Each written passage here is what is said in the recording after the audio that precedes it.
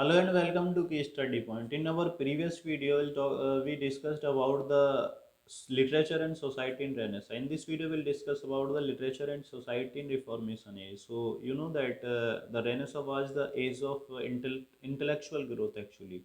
Okay, वहाँ intellectuality को, ancient literature को, arts को काफ़ी क्यूरियसली स्टडी किया गया था, लेकिन रिफॉर्मेशन एज में कुछ चीज़ें हो गई। It was the era of or it was the time of social and religious upheaval actually, क्योंकि जो 14-15 सेंचुरी में सोसाइटी में कुछ बदलाव करने की कोशिश की गई, उसका इम्पैक्ट रिफॉर्मेशन एज में देखने को मिला। तो रिफॉर्मेशन एज एक्चुअल में 15th और 16th और मिड 17th सेंचुरी तक काउंट की जाती है, ठीक है।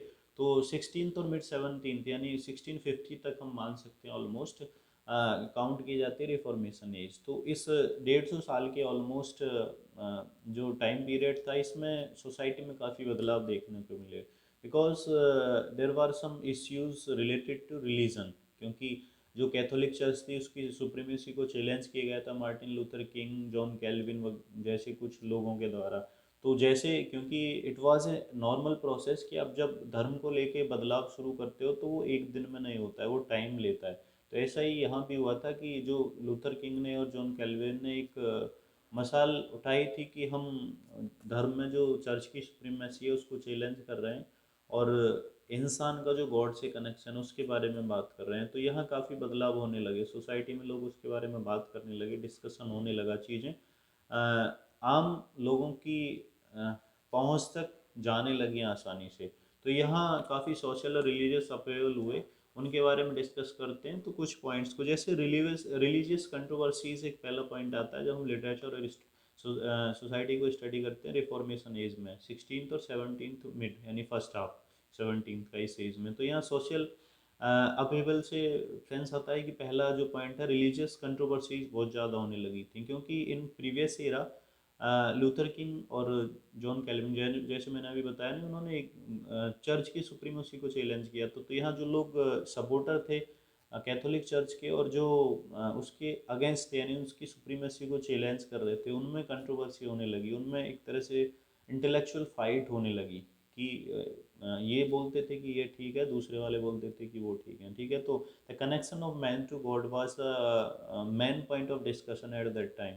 और एक नई चीज़ निकल के आ रही थी पिछले एरा में, प्रोटेस्टेंटिज्म। तो उसको कैथोलिक और प्रोटेस्टेंट के बीच में एक तरह से इंटेलेक्चुअल फाइट, रिलीजियस फाइट होने लगी, और वो सोशल अपील के कारण भी बन गई, ठीक है। तो पहला पॉइंट ये था। इसके अलावा बात करते हैं वर्नाकुलर लिटरेचर को काफ़ी इम्प्रूव किया गया है इस एरा में।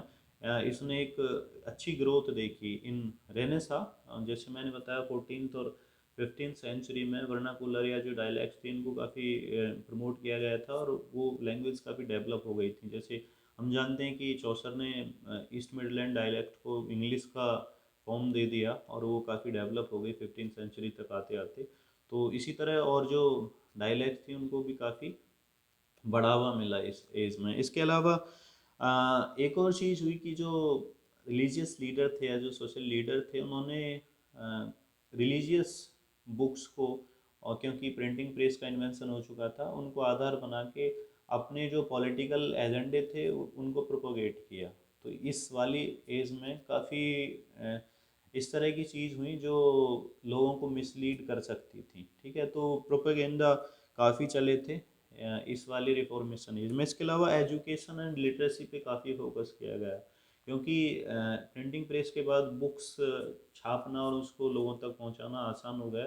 तो लोगों ने काफ़ी प्रिंटिंग करके बुक्स को लोगों तक पहुंचाया, तो एजुकेशन लेवल बढ़ने लगा, लिटरेसी रेट काफ़ी इम्प्रूव हो गया। That was the main point of discussion in Reformation age. You can note down these points. Okay.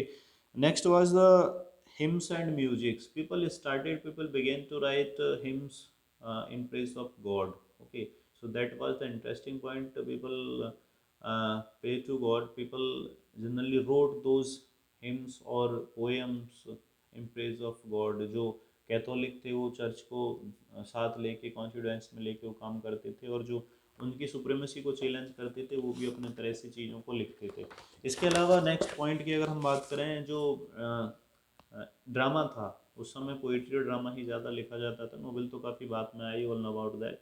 तो वहाँ जो इटालियन इम्पैक्ट था वो काफ़ी पॉपुलर हो चुका था। रेनेसा एज में, जैसे मैंने डिस्कस भी किया था पिछले वीडियो में, कि जो यूके या यूरोपियन राइटर थे, इंग्लैंड के स्पेशली जो राइटर थे, वो इटालियन राइटर्स को और जो ग्रीक राइटर थे उनको फॉलो करते थे। तो यहाँ जो ड्रामा था, इंग्लिश जो ड्रामा था, उन पे इटालियन इम्पैक्ट काफ़ी देखने को मिलता है, ठीक है। इसके अलावा कुछ पॉलिटिकल और सोशल चेंज भी होने लगे, जैसे जब धर्म को लेके बात होती है तो कुछ सोसाइटी में बदलाव भी होते हैं। So that was the point, कुछ सोशल और पॉलिटिकल चेंज भी हुए, ठीक है।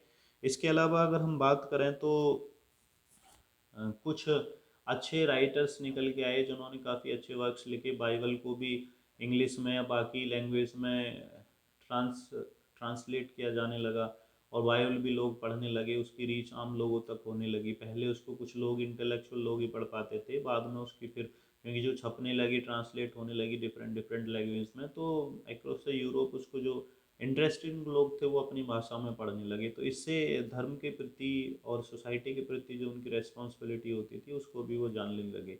तो ये पॉइंट हैं जो लिटरेचर और सोसाइटी को एक्सप्लेन करते हैं इन रिफॉर्मेशन एरा। आपको वीडियो कैसी लगी कमेंट कर सकते हैं और शेयर भी ज़रूर कीजिए।